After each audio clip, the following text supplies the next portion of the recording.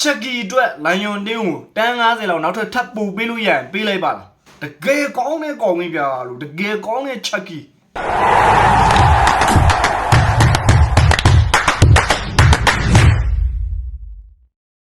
းအားလုံးပဲမင်္ဂလာပါကျွန်တော်တို့ဘူထက်ကြီးပါမန်စီတင်းတွေကိုအမြဲတင်ဆက်ပေးနေတဲ့မန်စီဖန်တယောက်ပါဗျအဲ့တော့ဒီနေ့ကျွန်တော်တို့ဒါမန်စီတင်းနဲ့ဆွမ်စီတင်းတို့ရဲ့ပွဲပြီးတုံးလက်ချက်ကလေးကျွန်တော်အနေနဲ့ပြုလုပ်ပေးသွားခြင်းနေဗျာเนาะအဲ့တော့မပြုလုပ်ပေးခင်မှာကျွန်တော်ရဲ့ YouTube channel လေးကို subscribe လုပ်ပေးပြီးတော့ကျွန်တော်ဗီဒီယိုလေးတွေကို VPN လေးခံကြည့်ပေးဖို့မေတ္တာရက်ခံတောင်းဆိုချင်ပါတယ်ဗျကဲစလိုက်ကြအောင်ဗျာလို့เนาะဆွမ်စီနဲ့ဒါမန်စီတင်း FD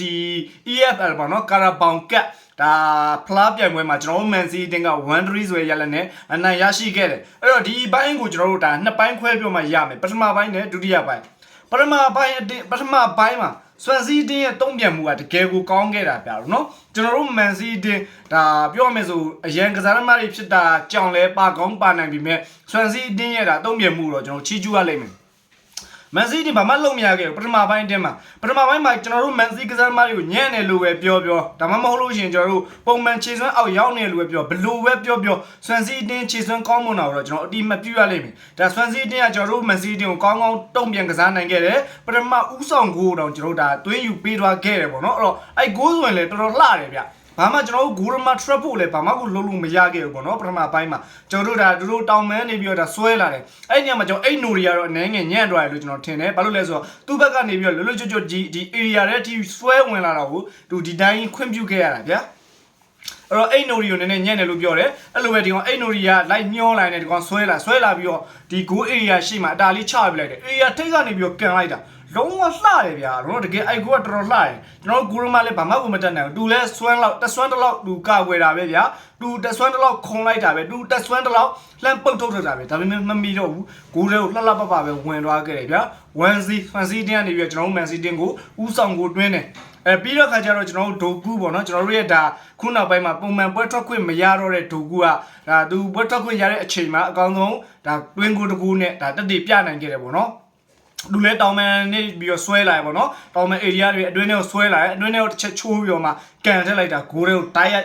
လှတယ်ကြလို့အဲဂိုးလဲတာဒိုကူရဲ့တကူကြီးစွမ်းဆောင်ကြီးဘယ်လောက်ကောင်းလဲဆိုတာကိုပြတာလိုက်တဲ့ပွဲပေါ့နော်အဲ့တော့ဒါကပထမပိုင်း1-1တည်ကြတယ်ဒုတိယပိုင်းကျွန်တော်တို့ပြောလိုက်ကြအောင်ဗျာဒုတိယပိုင်းကတော့ကျွန်တော်တို့မန်စီတင်းစောက်ရမ်းကောင်းတာတကယ်ကောင်းတဲ့မန်စီးတီးပြာလို့နော်လုံးဝကျွန်တော်တို့ဒါကစားသမားတွေအကုန်လုံးပြောစရာမရှိဘူးဒုတိယပိုင်းနဲ့ပထမပိုင်းလုံးဝအကွာကြီးဖြစ်သွားတာဒုတိယပိုင်းမှာကျွန်တော်တို့ဒါခြေစွမ်းပိုင်းတွေကောင်းကောင်းမွန်ကစားနိုင်ခဲ့တယ်ပြီးတော့ကျွန်တော်ဥမာမာမုရှ်ကဒါဥဆောင်ကိုစတွင်းနေပေါ့နော်ဥမာမာမုရှ်ရဲ့ဂိုးကိုကချက်ကြီးကဖန်တီးပေးလိုက်တာအတားလေးပဲမျောပေးလိုက်တယ်ဒါဥမာမာမုရှ်ကပြေးထွက်သွားပြီးတော့ကန်လိုက်တာလုံးဝအကွဲတို့ရဲ့ကန်ချက်မျိုးနဲ့ပြာလို့နော်ဂိုရမရဲ့တောင်ကျင်းဂိုရမပိတ်ထားတဲ့တောင်ကျင်းတွေကိုအားနဲ့ကန်လိုက်တာလုံးဝအလွင်စားကြီးလှတယ်ဗျာနော်ဂိုရမဘာမှလုပ်လို့မရဒါမျိုးလေးပဲသူကြည်နေနိုင်တာအော်ဂိုးရိုက်ဗျာဆိုဒါမျိုးလေးပဲဗျာဒီလားဘာမှကိုမတက်နိုင်ခဲ့တာတကယ်ကိုကောင်းမွန်လာတဲ့ကန်ချက်နဲ့ကိုဥမာမမုရှ်ကဥဆောင်ကိုတွင်းပေးသွားလိုက်ခဲ့တာ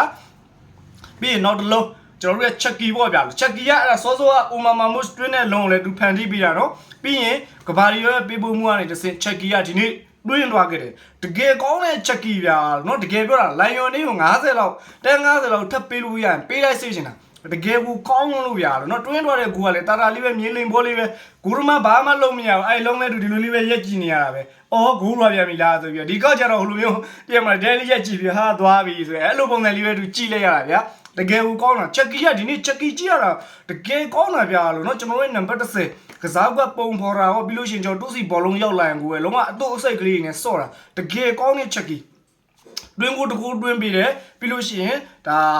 ဂိုးတကူဖန်တီးပေးပေါ့နော်သူဖန်တီးပေးတဲ့ဂိုးရောသူတွင်းတဲ့ဂိုးကကျွန်တော်မန်စီတင်းအတွက်အနိုင်ဂိုးတွေအဲ့တော့မန်စီတင်းကလက်ရှိချိန်မှာဆွမ်စီတင်းကိုအနိုင်ယူပြီးတော့ဒါကာရာဘောင်ကတ်ကိုနောက်တစ်ဆင့်ကိုတက်ရောက်သွားခဲ့ပြီဖြစ်ပါတယ်အဲ့တော့နောက်အဆင့်မှာဘယ်တင်းနဲ့တွေ့မလဲဆိုတော့ကျွန်တော်တို့စောင့်ကြည့်ရပါမယ်ဗျအဲ့တော့အားလုံးကျေးဇူးတင်ပါတယ်ကျွန်တော်ရဲ့တင်ဆက်ပုံလေးကိုသဘောကျရဆိုရင် YouTube channel လေးကိုလည်း subscribe လုပ်ခဲ့ပြီးတော့အားပေးခဲ့ကြပါအောင်ထပ်ပြောပါမယ်ကျေးဇူးတင်ပါတယ်ဗျ